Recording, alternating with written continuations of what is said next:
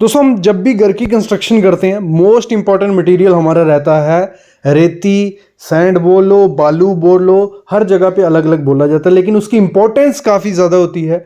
अगर उसको हम सही तरीके से यूज़ नहीं करेंगे तो हमारे घर में पपड़ी बन के निकल जाती है। अगर वो चीज़ सैंड अच्छी नहीं हुई, अगर रेत वो अच्छा यूज़ नहीं किया गया, तो होता क्या है, जो सीमेंट होता है वो अच्छे से बॉन्ड नहीं बनाता है और थोड़े टाइम बाद वो एक मिट्टी की तरह आपकी ब्रिक में से भी निकल आएगा, प्लास्टर में से भी निकल आएगा। तो आज इस वीडियो में हम वही सीखने वाले हैं, वही पता करने वाले हैं कौन सी सैंड हमारे घर के लिए अच्छी है, कहाँ यूज़ करनी चाहिए, सब चीज़ें बताऊंगा। लेकिन उससे पहले प्लीज़ चैनल को सब्सक्राइब कर लो, बेल आइकन दबा लो। ऐसी वीडियोस आपको, प्रैक्टिकल वीडियो सिर्फ सिविल साइट विजिट चैनल पे ही मिलेंगी। सैंड आपको कंस्ट्रक्शन में यूज़ करना चाहिए। प्लास्टर हो गया, ब्रिक वर्क हो गया, कंक्रीट हो गया, तो बेस्ट सैंड कौन सी रहेगी कंस्ट्रक्शन के लिए, उसके बारे में मैं आपको बताने वाला हूँ। मतलब दोनों मेन तो मैं आज जो मेनली हम यूज़ करते हैं वो हो गई हमारी रिवर सैंड और दूसरी हो गई हमारी क्रश्ड सैंड। तो इनमें दोनों में डिफरेंस क्या है, आईएस कोड क्या कहता है, कौन सा यूज़ करना चाहिए या आपको सस्ता कौन सा पड़ेगा, वो मैं आपको आज बताने वाला हूँ। सबसे पहले मैं इनका डिफरेंस के साथ साथ आपको बताते जाऊँगा। मेन जो मैं कहूँ वो मैं कहता हूँ कि आपको क्रश सैंड ही यूज़ करनी चाहिए, जो क्रशर में मिलती है, जो रिवर सैंड को छोड़ के जो सैंड हमें मिलती है वो सैंड आपको यूज़ करनी चाहिए। सामने आप देख रहे हो ये रिवर सैंड है, इसके बारे में मैं बाद में बताता हूँ। और आईएस कोड कहता है कि आपको कौन सी सैंड यूज़ करनी चाहिए, रिवर सैंड। वो क्यों कहता है वो भी मैं आपको आगे बताऊंगा। तो सबसे पहले मैं स्टार्ट करता हूँ कि जो क्रश सैंड होती है उसमें वेस्टेज जीरो होती है, मतलब कोई वेस्टेज नहीं होगी आपकी। अगर आप क्रश सैंड लाओगे तो उसमें ना तो सिल्ट होगा ना बड़े पार्टिकल होंगे, तो वेस्टेज उसमें ज़ीरो हो जाती है। तो वो मैं प्रेफर करता हूँ कि ये प्राइस के हिसाब से, मतलब आपकी वेस्टेज नहीं होगी तो आपका खर्चा कम होगा, तो वो क्रश सैंड है। क्योंकि उसमें जो पार्टिकल आते हैं 4.75 mm से छोटे ही होते हैं, जो हमें मेनली चाहिए होते हैं। दूसरी चीज़ आती है, जो मेन चीज़ है, सबसे ज़्यादा सिल्ट किस में पाई जाती है, वो है रिवर सैंड में। उसमें मतलब ऐसे केमिकल और इनऑर्गेनिक चीज़ें, बहुत चीज़ें पाई जाती हैं जो इफ़ेक्ट करती हैं कंक्रीट को इन फ्यूचर में। तो वैसे अगर क्रश सैंड देखें तो उसमें कोई सिल्ट, मेनली सिल्ट नहीं देखने को मिलती है। तो ये मेन चीज़ जो होगी, जिससे पता चल गया कि आपको क्रश सैंड ही यूज़ करनी होती है। और मतलब अगर देखा जाए तो वर्केबिलिटी में सबसे ज़्यादा अच्छी वर्केबल कौन सी है, रिवर सैंड है। क्यों है, उसमें जो उसके साइज़ पार्टिकल हैं वो छोटे होते हैं, स्मूथ होते हैं। और उसमें क्रश सैंड में देखा जाए तो वर्केबिलिटी में थोड़ी कम है, लेकिन ऐसे देखे जाए तो वो अच्छी है। और परमेबिलिटी सबसे कम किसकी है, क्रश सैंड की। तो मॉइस्चर सोखने की कैपेसिटी भी बहुत कम रहती है। और इसमें मॉइस्चर कब तक, मतलब 10% तक मॉइस्चर रोक सकता है crush sand, as compare to river sand. River sand कितना रोक सकता है, 7% तक की मॉइस्चर रोक सकता है। अभी आती है बात वाटर एब्जॉर्प्शन की, मतलब सबसे ज़्यादा वाटर कौन एब्जॉर्ब करता है। तो वाटर एब्जॉर्प्शन मतलब उसमें 2 से 4% ही होता है हमारा जो ये रहता है क्रश सैंड, और उसमें काफ़ी ज़्यादा होता है। तो दूसरी अभी मैं बात करता हूँ कि लोग बोलते हैं कि रिवर सैंड अच्छी होती है। मतलब रिवर सैंड किसके लिए अच्छी होती है, वो काम है वाटर प्रूफिंग का काम हो गया, जहाँ हो गया प्लास्टर का काम, तो उसके लिए रिवर सैंड अच्छी है। क्योंकि वो स्मूथ भी होती है, वर्केबल होती है और इजीली काम हो जाता है उससे। और जो हमारी क्रश सैंड है वो सबसे बेस्ट किसके लिए, आरसीसी वर्क हो गया, कंक्रीट में वो बहुत अच्छा काम करती है। क्योंकि अगर उसको यूज़ करेंगे तो उसमें क्या है, उसकी ड्यूरेबिलिटी भी बढ़ती है और स्ट्रेंथ भी बढ़ती है कंक्रीट की, अगर आप क्रश सैंड यूज़ करोगे। स्लम्प लेस आता है, वर्केबल कम होती है, लेकिन काफ़ी अच्छी है। और ये ब्रिक वर्क हो गया, उसमें भी अच्छा है। और मेन चीज़ आजकल देखी जा रही है, क्यों कई स्टेट ने रिवर सैंड बैन कर ली है, इन्वायरमेंट की वजह से। जो क्रश सैंड होती है वो इन्वायरमेंट को बहुत कम मतलब इफ़ेक्ट करती है। और वैसे ही अगर देखें हम, जो हमारी रिवर सैंड होती है वो काफ़ी ज़्यादा करती है। पोर परमेबिलिटी होती है उसकी, तो उससे क्या होता है, पानी नीचे नहीं जा सकता है। और जो हमारे वाटर टेबल हैं उसकी वजह से वो भी कम होते जा रहे हैं। ये मेन चीज़ है। और नेक्स्ट अगर अभी हम बात करें तो आईएस कोड जो हमारा है वो कहता है Zone 2 रिवर सैंड आपको यूज़ करनी चाहिए कंस्ट्रक्शन में। लेकिन वो किस चीज़ के लिए कहता है ये उसने मेंशन नहीं किया। प्लास्टिंग के लिए या वाटर प्रूफिंग के लिए आपको जो रिवर सैंड है वो बेस्ट है, ठीक है। और सिल्ट कंटेंट जो आपको यूज़ करना चाहिए, अगर मतलब आपको सैंड यूज़ करनी है जो अवेलेबल है, सस्ती मिल रही है, ठीक है, कोई नहीं। अगर क्रश सैंड है, रिवर सैंड है, कोई भी मिल रही है, तो उसमें आपको कौन सी क्या चीज़ें देखनी है यूज़ करने से पहले। इस पर मैंने टेस्ट भी किया है सिल्ट कंटेंट उसमें 3 से कम ही होना चाहिए, 3% से कम होना चाहिए। डिस्क्रिप्शन में लिंक दे दूंगा टेस्ट का, वो टेस्ट कर लो, आप घर पे बैठ के वो टेस्ट कर सकते हो, तो उससे पता चल जाएगा कि उसमें सिल्ट कंटेंट कम है, तो वो आप यूज़ कर सकते हो।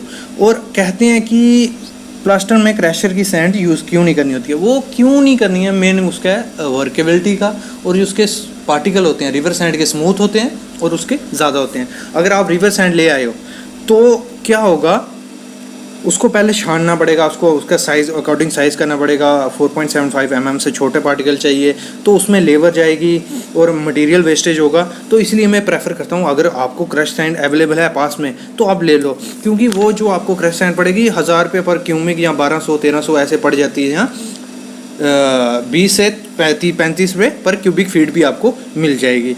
तो मैं यही प्रेफर करूँगा कि आप क्रश सैंड यूज़ करो कंस्ट्रक्शन के लिए। तो आज का यही टॉपिक था कि हमें कौन सी सैंड कंस्ट्रक्शन के लिए यूज़ करनी चाहिए, तो मैं बोलूँगा क्रश सैंड। प्लास्टर और वाटर प्रूफिंग के लिए अगर आपको रिवर सैंड अवेलेबल है वो यूज़ करो, बाकी क्रश सैंड बेस्ट है। सिल्ट नहीं है, कुछ मटेरियल नहीं है, काफ़ी इंपॉर्टेंट। जो सैंड आप सामने देख रहे हो, अगर बाई चांस इस बारिश पड़ी, उस दिन काफ़ी ज़्यादा बारिश हुई, सैंड पूरी गीली हो गई, एक ये चांस हो गया। दूसरा कि अगर काफ़ी ज़्यादा धूप हुई, जो सैंड थी वो काफ़ी ज़्यादा ड्राई हो गई। 2 चीज़ें हो सकती हैं साइड पे, ठीक है। तो जो पानी की रेशो होती है वो तो हमारी एक होता है कि हमने इतने एम क्यूब, मतलब 1 एम क्यूब में इतनी सैंड डालनी है, इतना पानी डालना है। लेकिन हुआ क्या, जब बारिश ज़्यादा हुई तो सैंड में पानी चला गया, वो हमें पता नहीं होगा कितना सैंड में पानी चूस लिया उसने, कितना किया है, तो उसमें पानी की मात्रा हम फिक्स नहीं कर पाएंगे।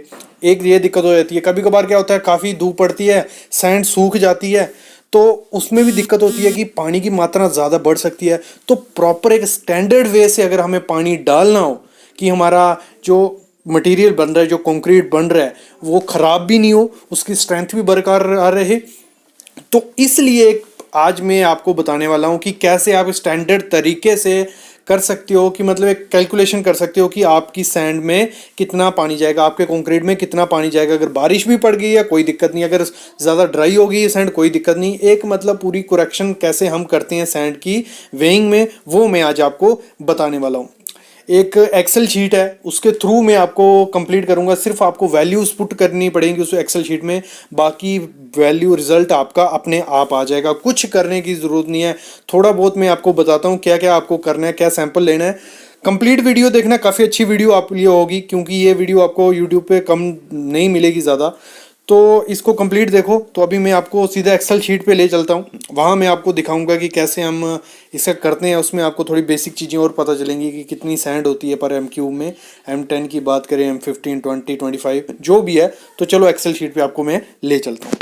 बस यही एक्सेल शीट चाहिए, आप कोई भी निकाल सकते हो कि कितना पानी ऊपर अप डाउन हमें करेक्शन के लिए करना है। तो ये एक्सेल शीट भी मैं आपको बताऊंगा कहाँ से आपको इजी अवेलेबल है ये। तो सामने देखो, सबसे पहले बेसिक चीज़ें देख लो। कंक्रीट ग्रेड जो मैंने लिखा है M10, 20, 25, 30, 35, 40, 45।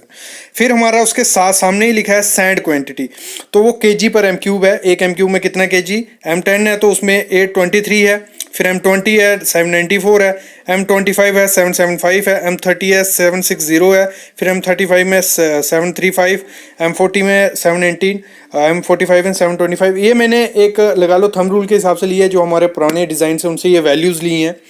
फिर वाटर की क्वांटिटी की वैसे बात करूँ, M10 में कितने हैं 185। ऐसे सब में हमने कहाँ से वैल्यूज़ ली हैं, जो हमारा पहले जो हमने काम कर चुके हैं उसकी जो वैल्यूज़ हैं, जो RMC बनाई गई है उससे। और जो मेन चीज़ आपको चाहिए थी वो थी moisture of in SSD condition.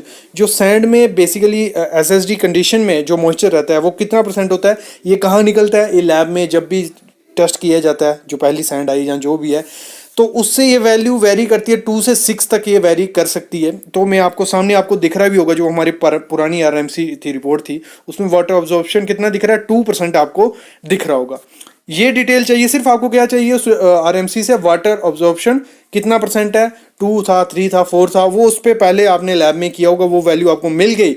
ये चीज़ आपको चाहिए, उसके बाद आपको सिर्फ वैल्यू पुट करनी है, आपको सब मिल जाएगा। कि मैं बताता हूँ अभी कैसे वैल्यू आपको पुट करनी है। तो उसके लिए आपको क्या करना है, सबसे पहले जब बारिश पड़ गई, जहाँ ड्राई हो गया ज़्यादा, तो जो बाहर सैंड होगी उसका एक सैंपल लेना है, जितना भी आपको लगता है। आप 300 ग्राम सैंपल ले लिया, जैसे पहली रो में दिख रहे हो, वो हो गया हमारा W1, ठीक है। उसके बाद क्या करना है, W2 क्या हो गया हमारा, हमने उसको ड्राई किया, जो सैंड हम लाए थे उसको आपने ड्राई करने के लिए रख दिया, 7 से 8 घंटे उसको ड्राई करना है। तो उसका वेट ड्राई होने के बाद वो जो मॉइस्चर था उसमें पानी था वो सूख गया, वो हो गया 275 ग्राम हमारा वो रह गया।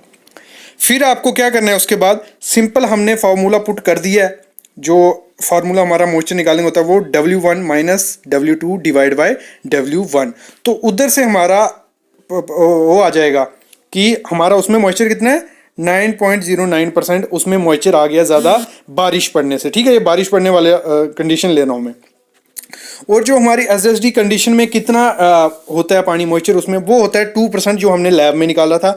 तो दोनों को माइनस किया तो हमारा आ गया 7.09% पानी हमारा सैंड में ज़्यादा हो गया। मतलब समझ रहे हो इधर क्या बोल रहा हूँ कि जो पहले सैंड पड़ी थी उसमें मॉइस्चर था 2%, लेकिन जब बारिश पड़ी तो उसमें मॉइस्चर कितना बढ़ गया, 7% और मॉइस्चर आ गया। उससे होगा क्या, जब आप उसको माल बना रहे हो, आपने सैंड तो डाल दिया अपने तरीके से कि 831 केजी डालनी है सैंड, लेकिन 831 डालोगे जब उसमें सैंड कम, मतलब 831 के में क्या होगा, 7% पानी ज़्यादा चला जाएगा, सैंड कम जाएगी और पानी ज़्यादा चला जाएगा। और दूसरा पानी भी आप उसमें डाल दो 180 लीटर या 180 केजी जितना हम डालते हैं उसमें, जो हमने ऊपर डिज़ाइन में देखा, तो उससे क्या होगा, आपकी ब्लीडिंग और सेग्रीगेशन का चांसेस काफ़ी बढ़ जाते हैं मटेरियल के, और उसकी स्ट्रेंथ भी काफ़ी ज़्यादा डिक्रीज हो जाती है। वर्केबल हो जाएगा माल, लेकिन उसकी स्ट्रेंथ काफ़ी डिक्रीज हो जाएगी।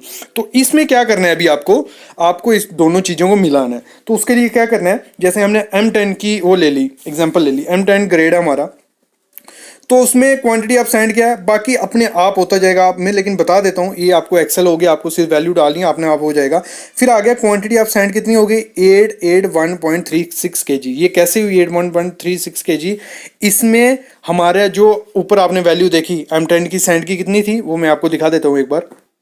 वो थी हमारी कितनी, हमारी M10 की थी 823, लेकिन वहाँ कितनी दिख रही है आपको, 881 क्यों, वो 7% जो उसमें पानी था ना, वो उसमें पानी हम बाद में निकाल देंगे, उसमें 7% हमने सैंड ऐड की कर ली। वो कैसे ऐड हो गई, वो सिंपल हमने फार्मूला उसमें पुटअप किया है, जैसे आप करोगे वो अपने आप ऐड हो जाएगी। जितने भी परसेंट आपका पानी ज़्यादा होगा उतनी सैंड उसमें अपने आप ऐड हो जाएगी। ये हो गया। अभी मैं आपको आगे दिखाता हूँ हमारा पानी एक्स्ट्रा कितना हो गया था उसमें, वो हमारा कैसे निकल आएगा, दोनों में से हमारा माइनस हो गया, तो हमारा क्या 7%, 881 का कितना हुआ, 62.50 kg हमारा पानी उसमें पहले ही ऐड हो चुका है। अगर हम 180 लीटर जो पानी था उसमें कि हमने कितना डालना है, 185 लीटर डाला है M10 में, अगर 185 + 60 हो जाता तो पानी की मात्रा कितनी ज़्यादा हो जाती है और सैंड उसमें कम हो जाती है, तो मटेरियल का पूरा मिक्स डिज़ाइन डिफरेंट हो जाता। तो इसी को निकालने के लिए, इसी से हमारा क्लियर हो गया। अभी हमने क्या करना है, सैंड उसमें डालनी है हमने 881 kg, क्लियर, और पानी कितना डाल देना है हमने, और दोनों में से माइनस कर लेंगे। 185 हमारा M10 में डलता है, माइनस 62.50 पहले का है उसमें, किससे कैसे, बारिश पड़ी थी, 7% पड़ा था, दोनों को माइनस करेंगे तो हो गया हमारा 122 लीटर हमें उसमें पानी डालना है M10 के माल में। ऐसे जो भी ग्रेड होगा आपको सिर्फ वैल्यू पुट करनी है, आपका आंसर आता जाएगा। मतलब इससे क्लियर हो गया, आपको कभी भी बारिश पड़े तो आपको क्या फॉलो अप करना है, उसका सैंपल लेना है, उसको ड्राई करना है, दोनों में से माइनस करना है, इसमें वैल्यू पुट कर दो, आपका रिजल्ट आ जाएगा कि आपका उसमें पानी कितना भर गया उस सैंड में, उतना पानी आपको कम कर देना है, सैंड की रेशियो उतनी ज़्यादा आपको बढ़ा देनी है। ये एक अच्छा क्वेश्चन था, ये क्वालिटी इंजीनियर को आना ही आना चाहिए, साइट इंजीनियर को पता होना ही होना चाहिए। आई होप आपको समझ आ गया हो। इसके रिलेटेड कोई भी क्वेश्चन रहता है आपको जिनको नहीं समझ आएगा, एक्सेल शीट में आप व्हाट्सएप ग्रुप के साथ जुड़ो हमारे, मैं वहाँ प्रोवाइड कर दूंगा आपको। आप एक बार एक्सेल शीट में देखोगे खुद तो आइडिया आपको लग जाएगा। बाकी आपको जिसको डाउट रहता है कि कैसे किया तो आप कमेंट करो, मैं ज़रूर बताऊँगा आपको। अगर आप चाहते हो कि इस पर एक और वीडियो लेके आऊँ, अगर नहीं समझ आया तो फिर मैं एक और वीडियो भी लेके आऊँगा, कोई दिक्कत नहीं है। मेरे को आपको समझाना था वो मैं आपको समझा के रहूँगा। थैंक यू गाइस, और प्लीज़ चैनल को सब्सक्राइब कर लो। Thank you.